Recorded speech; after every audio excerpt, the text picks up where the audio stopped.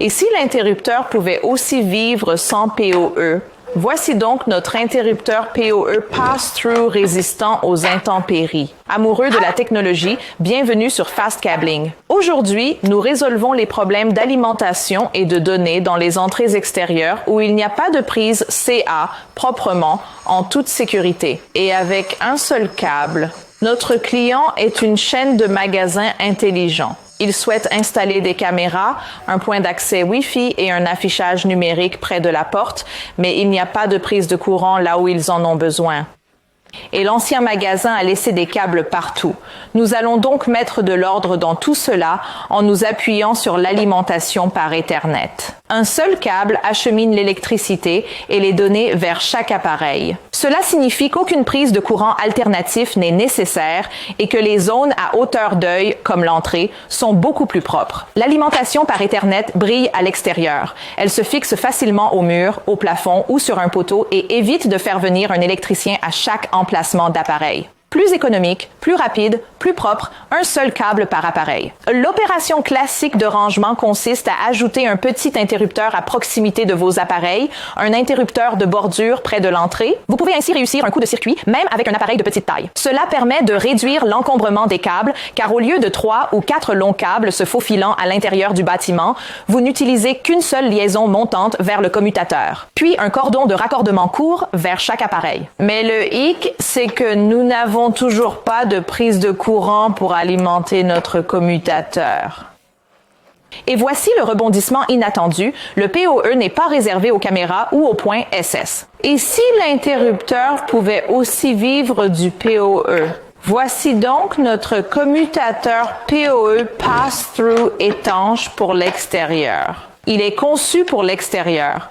Boîtier étanche IP67, boîtier métallique. Prêt à l'emploi, il peut être fixé facilement sur un mur ou un poteau. Without additional installation required. Il accepte l'alimentation en utilisant l'alimentation par Ethernet sur sa liaison montante, puis transmet cette alimentation à vos appareils. Ce commutateur dispose d'un budget énergétique total de 95 W et de 30 W par port, un câble de liaison montante à l'entrée, plusieurs ports PoE à la sortie, débit en gigabits. Voici comment nous organisons les câbles. Laissez-moi vous faire un tour des ports pour que vous soyez informés. Nous avons ici 8 ports, mais gardez à l'esprit que seul le port 7 est le port PoE en liaison montante, qui est le seul port qui accepte le PoE entrant depuis l'amont. Les autres ports transmettent le PoE à vos appareils. Je vais maintenant brancher 3 câbles Ethernet représentant nos 3 appareils. Aujourd'hui, nous nous connectons à un point SS, à une caméra PDZ et à une caméra Bullet. Ensuite, nous allons alimenter notre commutateur extérieur depuis l'intérieur du bâtiment à l'aide d'un injecteur PoE++.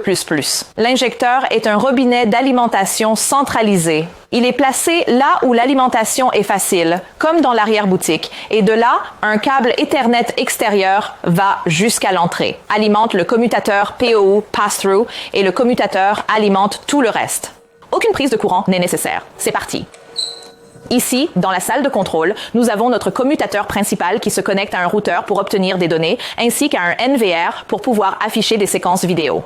Je vais ensuite utiliser un câble Ethernet pour relier le commutateur à notre injecteur.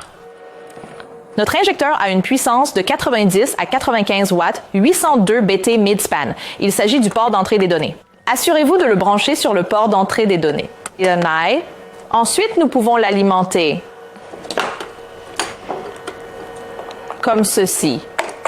Il ajoute de l'énergie à une ligne Ethernet gigabit qui se dirige directement vers le port d'entrée de notre commutateur extérieur. Il est conçu pour les appareils à haute puissance et est prêt à l'emploi. Nous pouvons maintenant le monter sur un rail DIN en utilisant cet outil de montage spécial. Il suffit de le placer sur ce support. Et maintenant, nous pouvons le monter sur un rail DIN facilement. Je vais prendre un câble Ethernet de 100 mètres pour le brancher sur le port de sortie. Nous y voilà. Il suffit d'un seul câble entre la salle de réseau et l'entrée, et c'est notre ligne de vie.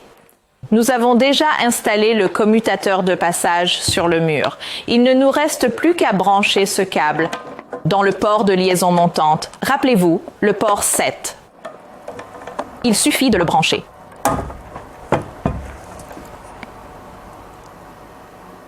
Et vous verrez bientôt les voyants s'allumer. Tous les appareils connectés reçoivent désormais l'alimentation et les données dont ils ont besoin. Encore une chose, nous savons tous que l'Ethernet et le PoE couvrent officiellement une distance d'environ 100 mètres par segment.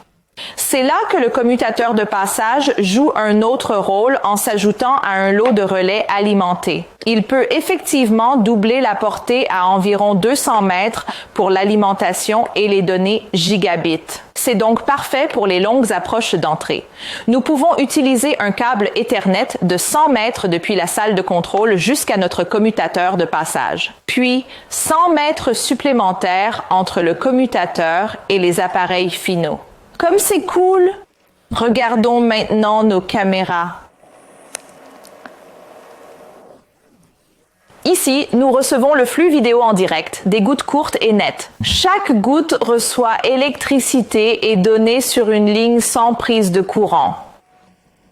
Vous vous demandez peut-être combien d'équipements peuvent être connectés à un seul interrupteur PE. Notre injecteur peut fournir jusqu'à 95 watts en utilisant la norme 802.3 BT. Et ce switch pass-through a un budget PoE total jusqu'à 85 W et jusqu'à 30 W par port. En pratique, vous pouvez répartir vos charges et conserver une certaine marge de manœuvre.